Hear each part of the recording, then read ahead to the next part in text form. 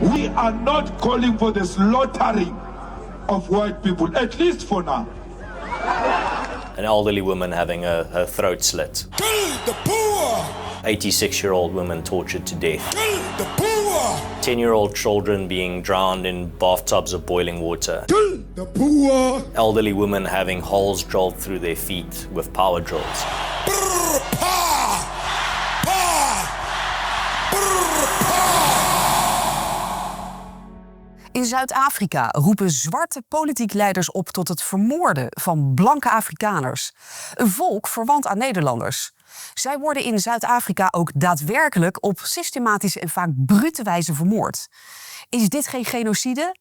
Volgens de Nederlandse media in ieder geval niet. En toch vrees ik dat er iets blijft hangen bij een deel van de mensen over... Ja, er was iets met genocide en witte mensen in Zuid-Afrika. Ik denk dat we eigenlijk in de media en dan bijna wereldwijd... gewoon die term niet meer zouden moeten gebruiken. Want die term bestaat niet. De Amerikaanse president Trump noemt het wel genocide. Hij confronteerde president Ramaphosa van Zuid-Afrika voor het oog van de hele wereld met de opruiing tegen de blanken in zijn land.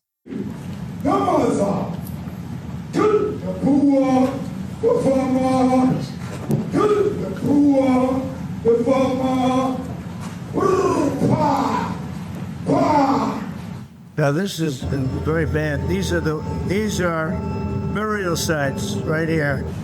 People who do get killed, majority of them are black people.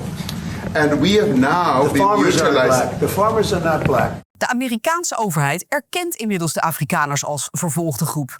En ging zelfs zo ver om hen bijna het exclusieve recht op asiel in de Verenigde Staten te verlenen. Refugee admissions into the country right now are essentially at zero, with the exception of Afrikaners fleeing persecution in South Africa. In Nederland, nota bene de bakermat van de Afrikaners, is de overheid nog niet bereid om op te komen voor de Afrikaners.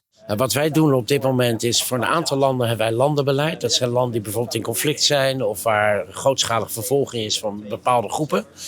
Daar hoort op dit moment voor ons Zuid-Afrika nog niet bij. Maar dat wil niet zeggen dat Afrikaners die hier asiel aanvragen geen kans maken. Er wordt altijd gekeken naar de individuele omstandigheden en dan wordt er een besluit op genomen. Individuele omstandigheden, maar er zijn in Zuid-Afrika is uit onderzoek gebleken 145 wetten momenteel die van discriminatoire aard zijn. Is er ook niet sprake van een systematische discriminatie van Afrikaners in Zuid-Afrika? Het kan zijn dat we daarop uitkomen en er is nog wel een verschil tussen discriminatie en vervolging. Dus de mate waarin is wel bepalend voor of je daadwerkelijk ook asiel krijgt. Of dat het gewoon discriminatoire beleid is wat wij veroordelen als land. Afrikaners vragen ondertussen wel om hulp uit Nederland. En ons wil graag hand uitreik naar ons Nederlandse familie en sê kom ons help mekaar. Ons kyk wat ons vir mekaar kan doen. Op dit moment zijn we nog niet op het punt dat we landenbeleid hebben voor Afrikaners of voor Zuid-Afrika in dit geval. Maar we nemen al die asielaanvragen die we zouden krijgen, nemen we wel serieus. En speelt daarin mee Nederlands bijzondere relatie met de Afrikaners, gezien onze gedeelde geschiedenis? Nee, dat mag in het asielsysteem niet uitmaken. We staan in principe open voor behandeling en de aanvraag van iedereen. En we beoordelen echt op basis van individuele omstandigheden of iemand daar recht op heeft of niet. Het is hoog tijd om dieper in te gaan op de gruwelijke staat van het huidige Zuid-Afrika. Ongehoord Nederland reisde af naar Zuid-Afrika en sprak onder andere met Ernst van Zyl van Forum, een belangenorganisatie voor Afrikaners. Wij bespraken met hem onder andere vragen als: wie zijn die Afrikaners? Wat is hun relatie met de Nederlanders? Hoe kijkt men naar de apartheid? En is die apartheid nu vervangen door zogenoemde positieve discriminatie tegen blanken? Hoe zit het met het geweld tegen blanken in Zuid-Afrika? En wat kunnen wij leren van de situatie van de Afrikaners?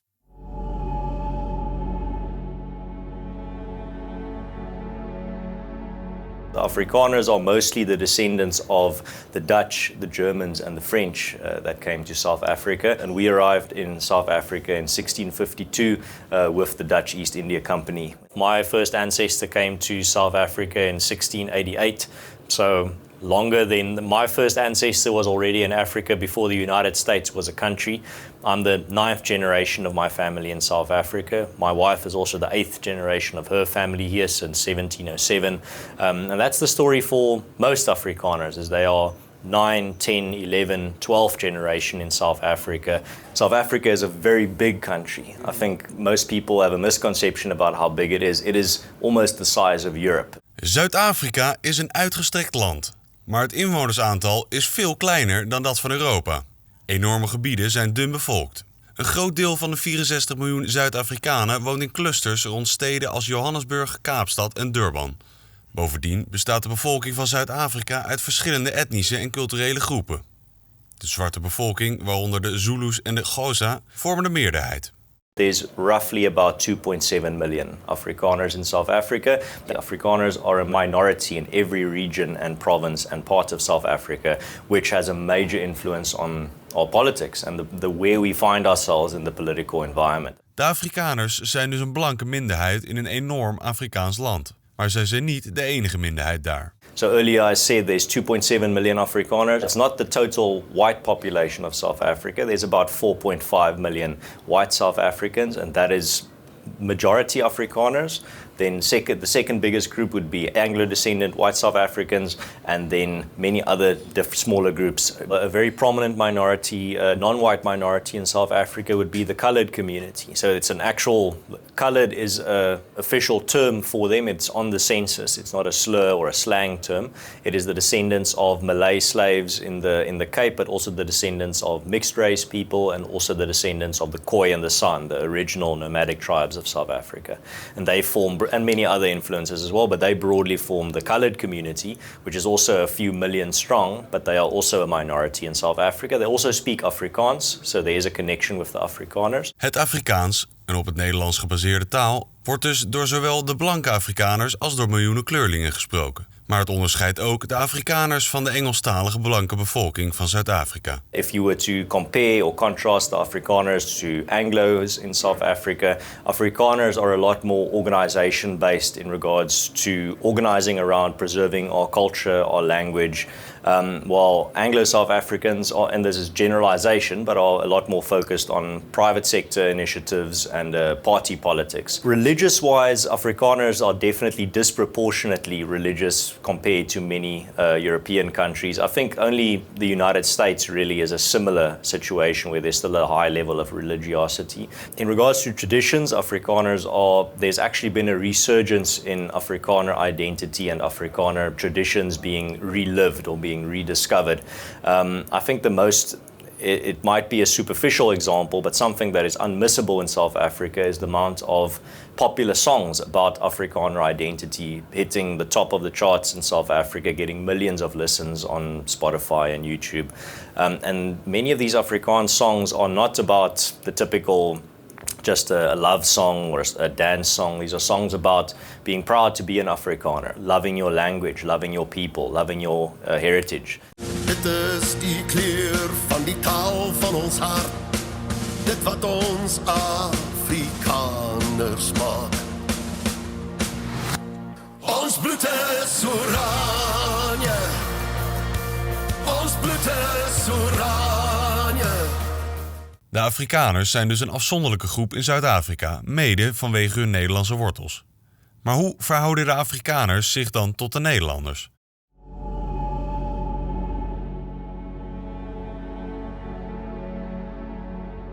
Ek dink daar is 'n groot koneksie tussen Afrikaners en Nederland.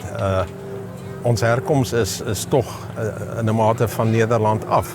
En ek glo kultuurwaardes, godsdienstlike waardes, dink ek is daar baie groot konnotasie tussen Afrikaanse Suid-Afrikaners en die Nederland.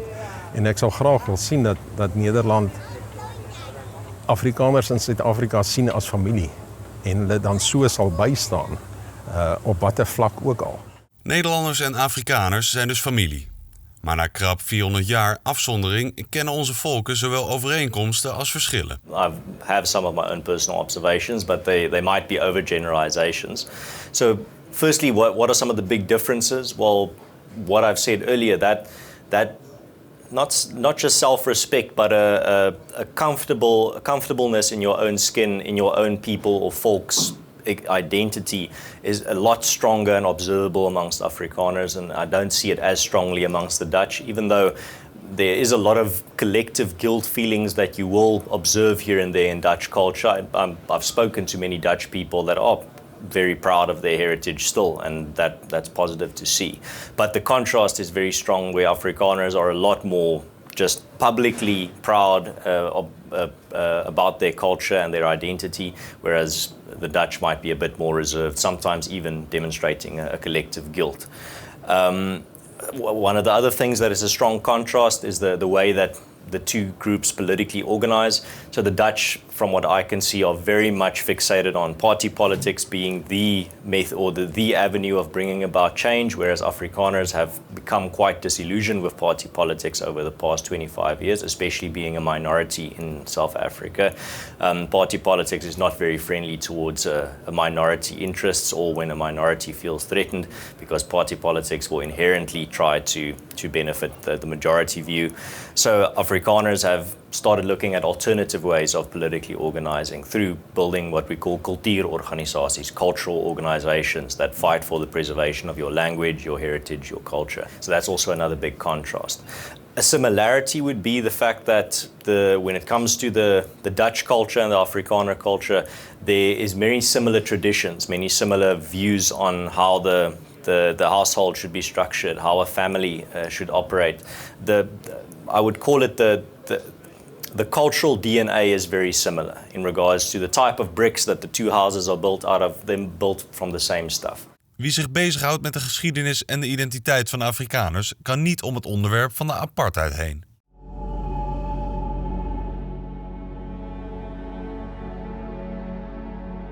Oké, julle van Ongehoord. Julle is Ongehoord TV. So ek wil nog iets ook noem wat ongehoord is. En dit is dat apartheid is eintlik 'n goeie doel gehad. Our policy is one which is called by an Afrikaans word apartheid. And I'm afraid that has been misunderstood so often. It could just as easily, and perhaps much better, be described as a policy of good neighborliness. Accepting that there are differences between people.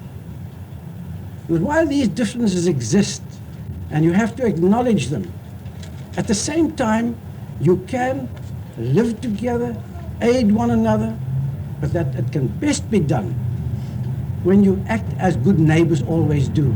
Verwoerd wou 'n klein Europa in Afrika vestig. Elke volk sy eie grondgebied, soos Nederland, wat byvoorbeeld Botswana het sy eie, en Transkei en Ciskei het hulle eie volksliedere gehad, weermag. So okay, ek kom nie op vir apartheid nie, maar ek noem net dit is daar's 'n storie agter dit ook. Ook nu nog zijn sommige plaatsen exclusief voor één etnische groep. Maar anno 2026 is dat uit vrije wil. Een van die plaatsen is het Afrikaner Orania. Orania is 'n groepering van Afrikaners.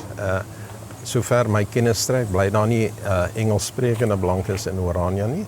Nou dit is 'n keuse, soos wat KwaZulu-Natal hoofsaaklik Zulu mense huisves, Oos-Kaap hoofsaaklik Xhosa mense huisves, so huisves Orania hoofsaaklik Afrikaanssprekende mense. Okay, as mens nou teruggaan, daar's woorde soos soort soek soort.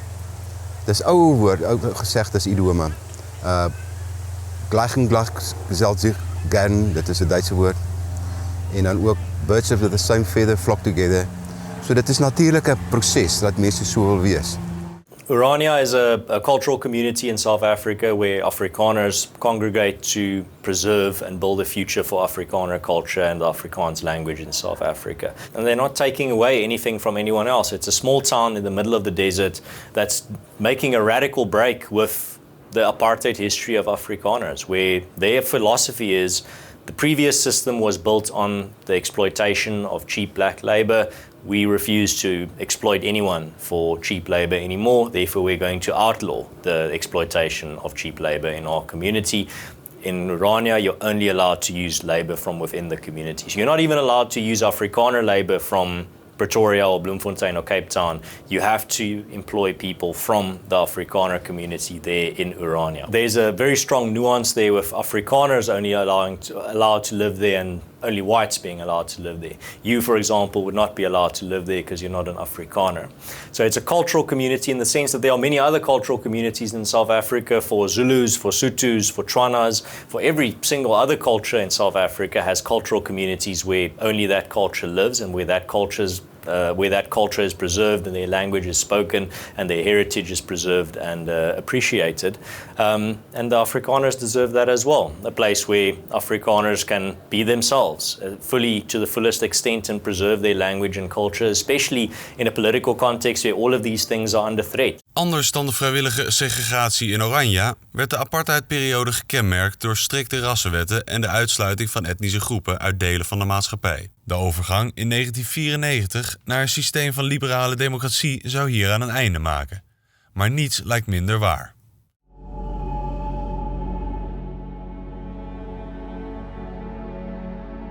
There are over 145 race-based laws in, quote, non-racial South Africa in 2025.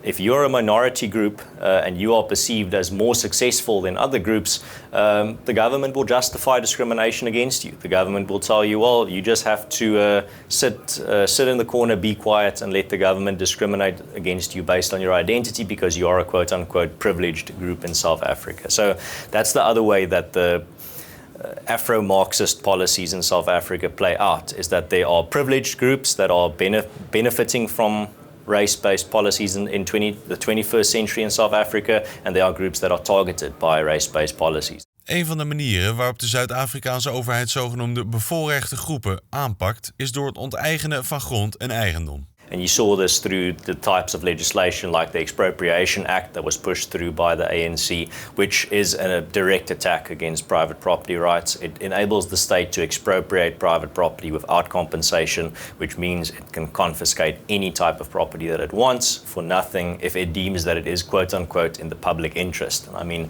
the public interest is a very powerful weapon in the hands of a politician. I mean, you can pretty much explain anything away as in the public interest. You can say, well, South Africa has such a massive housing crisis, we have to start expropriating more land to give to those who don't have homes or don't have anywhere to live. So it's a very dangerous piece of legislation. And all the while the government denies that South Africa has racially discriminatory policies because these policies are quote-unquote justified. They are positive discrimination. And that's something you'll hear very much in South Africa. It's not really discrimination because it's positive discrimination because you have more than other people. In Nederlandse media wordt dit frame klakkeloos overgenomen. Ja, het is discriminatie, maar dan positief en dus goed. President Trump en Elon Musk hebben het dus heel nadrukkelijk over die Zuid-Afrikaanse wetten die racistisch zouden zijn.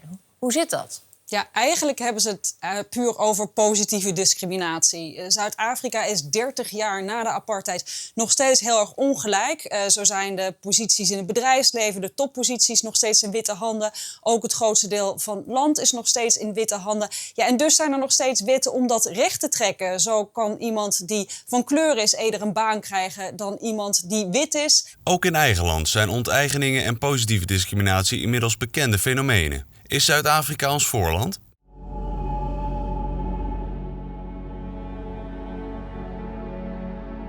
Unfortunately, many of your countries seem doomed to South Africanize or to continue South Africanizing. Many of the problems we face in South Africa, I see increasingly manifest in your countries, in Europe and in America even. En die Afrikaners, dat waren dus de eerste bewoners van het Hoge Veld, een enorm gebied in Noordelijk Afrika. Dat waren daar ook de eerste permanente bewoners. En die waren daar op een eentje en die hadden arbeid nodig. En er kwamen heel veel andere mensen, bijvoorbeeld later ook om in die mijnen te werken, et cetera. Mm-hmm. En die Afrikaners die daar eerst de meerderheid vormden, werden een minderheid. En ja, die zien dus nu dat hun Afrikaanstalige scholen gesloten worden. Ja, dat hele land in elkaar dondert. Geen enkele belangstelling heeft voor hun.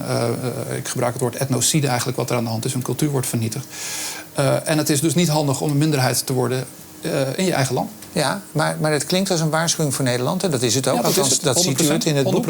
I think you can see a lot of parallels between the race-based policies and discrimination in South Africa. Currently, a lot of parallels to DEI in the United States, to many other policies in Europe as well, where there's this very strong focus on identity politics, but again, the focus that some groups you're allowed to target with hatred, discrimination, even the destruction of some groups because they have been classified as inherently evil according to this ideology. En zo legitimeert de Zuid-Afrikaanse overheid niet alleen discriminatie tegen de in hun ogen verdorven blanken, maar ook geweld.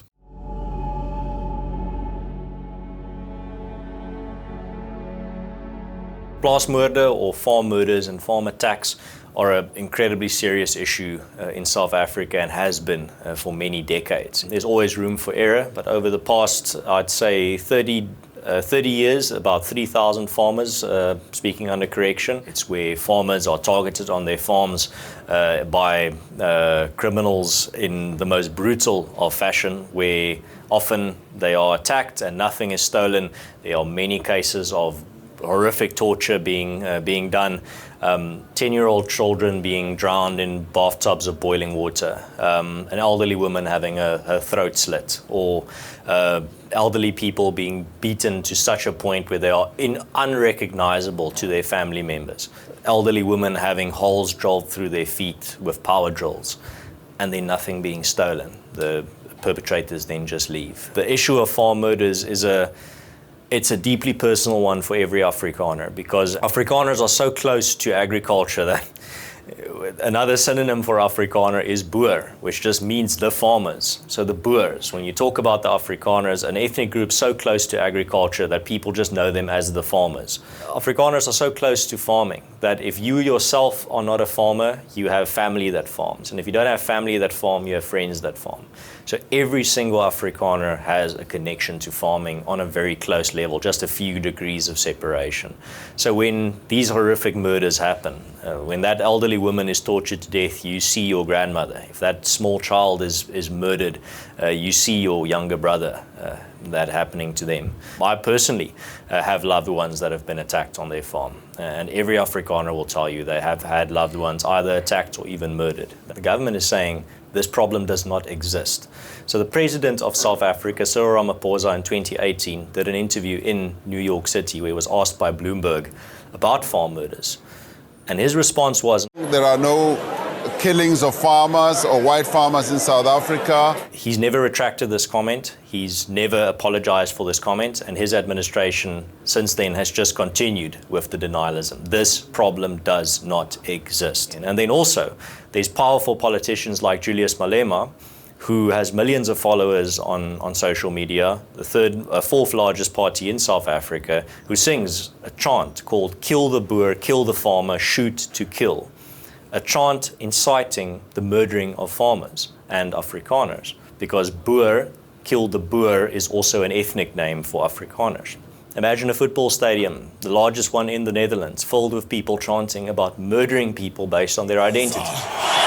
Kill the Boer, the farmer! Kill the Boer, the farmer! Brr, pa! Pa!